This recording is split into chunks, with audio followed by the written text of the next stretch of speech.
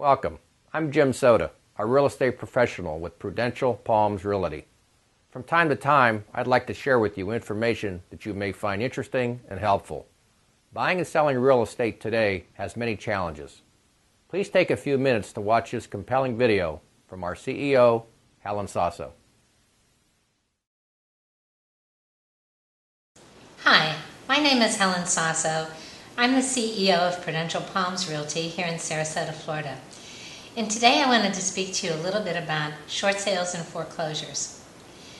So many people have asked me what is a short sale, and I have to admit, in my 30-some years in the business, it wasn't until about a year ago that I actually heard the word short sale. Very simply, a short sale is when you have a property and the value of the property is less than what you owe on the mortgage. In other words, you're taking less for the property than what you owe on it. So this has become a huge issue across the United States, but especially here in Florida, where so many people had such high appreciation and now the values have dropped dramatically. The issue for the sellers is twofold. Number one, either they can't afford the payment or they have to sell the property. And they're in a position where they have what we call an upside-down mortgage. They have several solutions. Number one, in some cases, they may need to do bankruptcy. Number two, the seller may decide that they're not going to make the payments and the bank will just have to foreclose. We never recommend this. Number three, the seller can do a deed in lieu of foreclosure, which means that they go to the lender and say, can't afford the property anymore, here it is, I'm willing to sign the deed over to you. This isn't the best recommended route, but at least it's better than a foreclosure. Additionally, the seller could ask the lender for a forbearance. With a forbearance, which most people don't even realize is possible, and isn't possible with all lenders, the lender may say to you, okay, we'll allow you to not make payments for 3 months, or we'll reduce your payment rate to virtually next to nothing for 3 months or 6 months or a year. And then they take that amount that you owe and they add it on to the end of your mortgage. Or what's very popular right now is most lenders are doing loan modifications, meaning they're making your loan payments much lower, making the term of your loan longer, pretty much rewriting your loan so that it's affordable and that you can stay in the property. If none of these above solutions work for you, then you definitely are in a situation where you have a short sale. Let's talk about what happens in a short sale. First of all, when a seller calls us and says, I don't know what to do, my mortgage balance is higher than what I can get for the property, how can I pay the commission? You need to understand that the commission for the realtor is built into the lender's sale. The lender is the person who's paying the real estate commission on the short sale. When you think about it, you as the seller will have no proceeds from this sale. So everything is borne by the lender. What has to happen in a short sale is you need to get permission from the lender to do the short sale. Typically what the lender is going to ask are many things from you, such as a financial statement, 6 months of check stubs, pay stubs, tax returns, and something else that they call a hardship letter that you need to write. You won't know whether or not your lender will agree to a sale price on the short sale until the time that you have an agreement on the property. So let's pretend your house is in short sale. You've gotten an agreement from your realtor. The offer is, of course, less than what your value of your mortgage is. What you need to do is, if you like the offer, you sign the offer, and you must make that offer contingent upon the approval of the lender for a short sale. It's also important, if this is an issue to you, that you ask in the agreement of sale to have the lender release you of deficiency judgment. And many of you may be saying, what is deficiency judgment?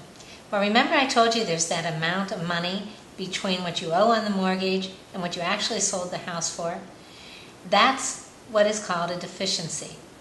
That amount of deficiency is what the lender has the ability to go back on you for a period of years. Sometimes the lender will release you from deficiency judgment, which means that they will not have the right in the future to file for that deficiency. Oftentimes short sales take someplace between 120 and 180 days. So be sure in your agreement of sale that there's plenty of time to allow for the short sale. Also, in short sale agreements, it's not uncommon that the buyer has the right to be able to go on to another property if the short sale takes too long to approve. But don't let that be a worry to you if you're the seller, because once the bank has approved the short sale, because you have an agreement on it, then at least you know that you'll be able to move on and get the house sold. Let's talk now about if you're a buyer and you're considering buying a short sale or foreclosure. Short sales are great values for buyers. Why?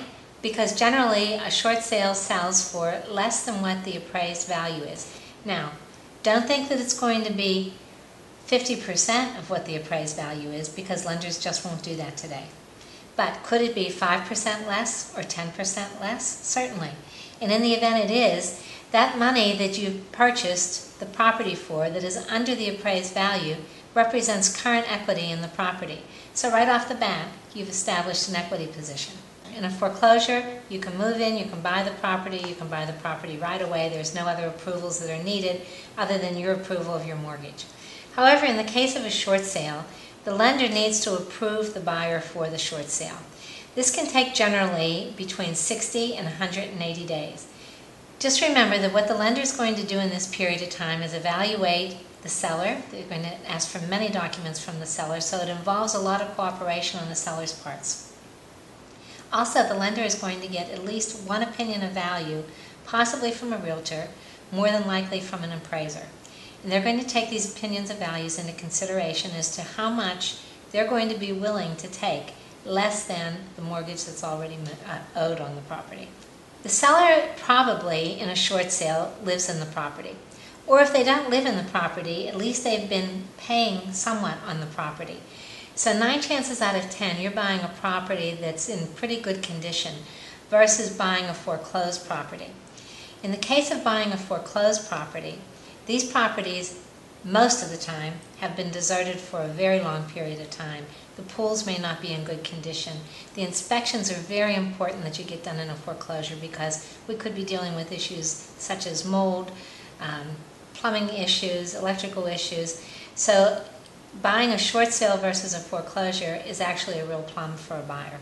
Also, keep in mind that when you're purchasing a property that's a short sale, it's possible that you may need to use the seller's title company. And the reason for that is because when the seller submits the short sale, the lender asks for a HUD statement, which is basically a closing statement. Once they've approved that HUD statement, if you insist on using another closing attorney, and the numbers for whatever reason turn out to be any different, we are back to square one for getting that short sale approved. And remember how long I told you that it takes to get it approved, so you really don't want to start the process all over again. The other thing that a buyer needs to make certain that they are pre-approved for a mortgage. Not pre-qualified for a mortgage, but pre-approved. That you actually have sat down with a lender, you have a letter in your hand that says, I can purchase a property, and here's the amount of money that this lender is willing to lend me. Just remember, at Prudential Palms Realty, whether you're a buyer or a seller, many of our agents are experts in the areas of short sales and foreclosures. And we have an in-house department that does loss mitigation that can help counsel you through any of your needs. Please feel free to contact us at our website, www.prudentialpalmsrealty.com, or by phone at area code 941-926-7000. And again, my name is Helen Sasso. I hope you enjoyed the information that we brought to you today on short sales and foreclosures. Thank you for watching our presentation. If you have questions or want more information, call me, Jim Soda, 941-809-7759.